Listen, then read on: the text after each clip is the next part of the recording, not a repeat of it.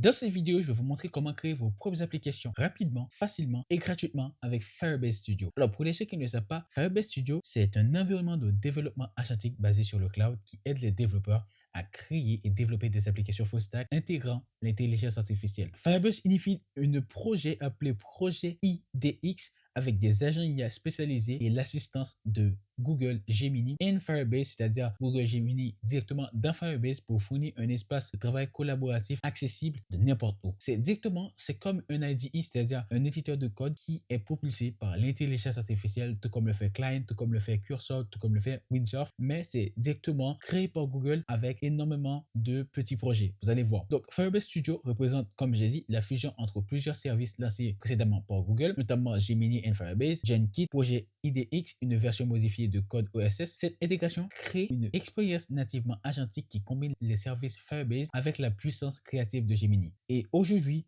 dans cette vidéo, je vais vous montrer comment créer vos applications dans Firebase. Alors, c'est très simple. La première chose, tapez firebase.studio, sinon vous n'allez pas le trouver. Comme vous pouvez voir, il y a Firebase Studio, Google, blablabla, mais il n'y a pas le lien directement de Firebase directement ici. Voilà, vous arrivez dans Firebase Studio, vous tapez Try Firebase Studio ou Get Started et vous êtes directement dans Firebase. On va pas se mentir, ils ont une belle site web, hein, donc c'est tellement bien fait. Et directement arrivé dans Firebase Studio, vous allez le voir comme ça. Donc, c'est une preview, c'est pas encore le full application. On peut bien évidemment mettre en light si vous voulez, ou sinon vous pouvez mettre en dark. On va rester en dark. Et aujourd'hui, dans Firebase Studio, je vais vous montrer directement comment vous allez créer vos propres applications. Alors, la première chose quand il s'agit de créer une application, les amis, c'est extrêmement important lorsque vous allez communiquer avec une IA parce que la première chose que vous allez faire, c'est donner à l'intelligence artificielle une prompt où il va générer principalement un projet. Donc, principalement, ce sera ça. Vous pouvez directement faire ça avec GitHub où vous allez directement donner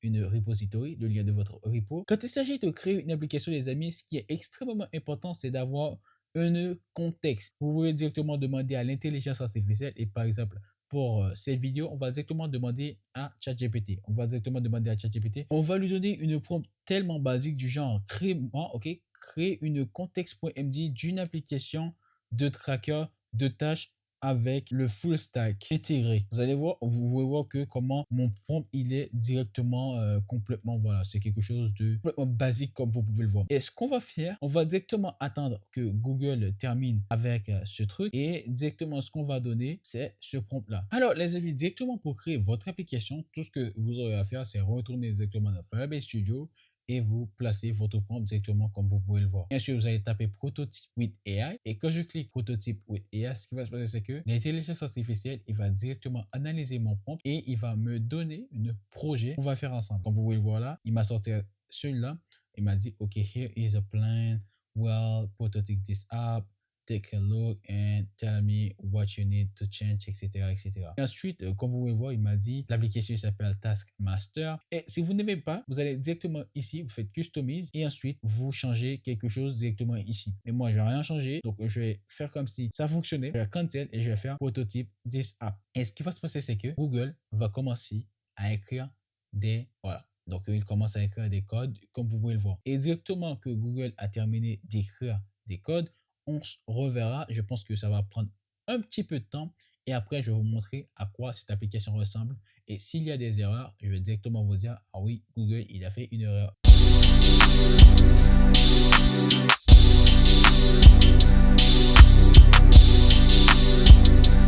Alors directement on peut voir qu'il y a des erreurs, donc on va essayer de voilà de arranger ces erreurs pour voir d'où ça sort ces erreurs.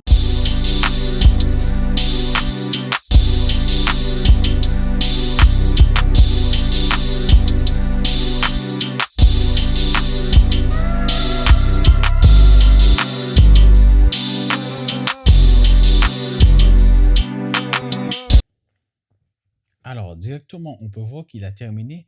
Alors, vous pouvez voir que les amis, voilà, il a eu quelques petites erreurs. Comme vous pouvez le voir directement ici, il y a eu une erreur. Il y a eu jusqu'à 3 erreurs, je crois.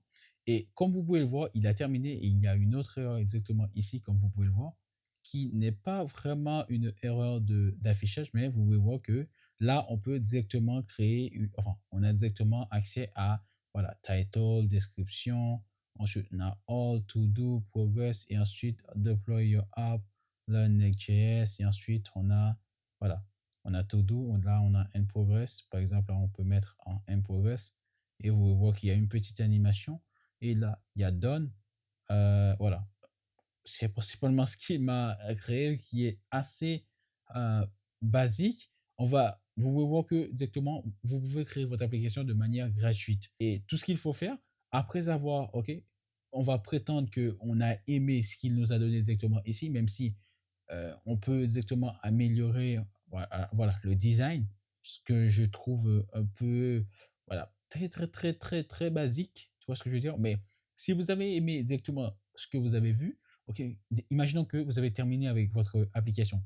Donc, tout ce qu'il faut faire, alors là, j'ai cliqué le mauvais, comme c'est sur le cloud. Alors, même sur le cloud, ça ne fonctionne pas avec Google, malheureusement. Donc, tout ce que vous aurez à faire, c'est cliquer publier, comme vous pouvez le voir là, les amis. Et là, il va créer un projet pour vous. Donc, j'ai complètement oublié de vous montrer le switch to code. Enfin, je ne pense pas que aussi ça va fonctionner. Donc, le switch to code, c'est le fait que vous pouvez voir que c'est comme si vous étiez dans, voilà, VS Code, Visual Studio Code, mais d'une manière, voilà, améliorée pour, voilà, c'est exactement amélioré pour Visual Studio Code où vous avez accès à énormément de choses. Vous pouvez voir qu'on a accès à Gemini qui est directement ici. Donc là, on a accès à plusieurs choses, les amis. Directement là, ça c'est pour push le app, enfin publier l'application. Vous faites ça, vous faites next. Ensuite, vous faites link cloud billing account et ensuite vous, voilà, vous lancez votre application et voilà. Donc, si vous n'avez pas envie de faire tout ça, vous cliquez ici, vous fermez. Et on peut voir que directement là, si je ferme ce truc, on a directement ici accès au web, c'est-à-dire notre application. Ok, j'ai juste cliqué ici. Et là, directement, on a accès à Gemini. Donc, je crois que c'est un Gemini Code Assist, mais une version améliorée vu que on a accès à Used Built-in et Gemini 2.5 Pro, une modèle que je vous conseille d'utiliser. Donc, vous venez ici, vous faites Gemini 2.0 Pro, mais apparemment, il nous demande pour notre Gemini API. Donc, il faut mettre notre API de Gemini ici pour utiliser celui-là, alors que c'est même pas disponible dans Visual Studio Code. Donc, si je vais dans Visual Studio Code et que je vais dans mon Gemini directement ici, bah, c'est pas la même chose, hein, en tout cas, ok? Alors, c'était tout pour cette vidéo, les amis. Voilà, c'est une manière dont vous pouvez créer votre application. Pour être tout à fait honnête avec vous, si vous voulez créer votre application de manière gratuite, c'est une manière de le faire. Mais si vous avez de l'argent, je vous conseille de passer par des applications, enfin, passer par des, voilà, des agents comme Klein, des agents comme Roucode que moi personnellement que j'utilise car je pense qu'ils sont beaucoup plus meilleurs que ce que je viens de voir dans Firebase Studio. Et si vous voulez, vous pouvez directement utiliser Cursor qui est complètement gratuite et une autre application qui est complètement gratuite qui s'appelle Trae qui vous donne accès à Claude 3.7 Sonnet de manière gratuite et Claude 3.5 Sonnet. Donc, vous n'avez même pas besoin de payer pour ces choses. Donc, essayez celui-là. Je pense qu'il est 1000 fois meilleur que, voilà, ce Firebase. Donc, dites-moi ce que vous en pensez dans les commentaires. Et pour terminer cette vidéo, n'hésitez pas à rejoindre mon serveur Discord complètement gratuit où je vais vous apprendre à créer vos propres agents IA. Voilà, c'était tout pour cette vidéo. Moi, je me casse.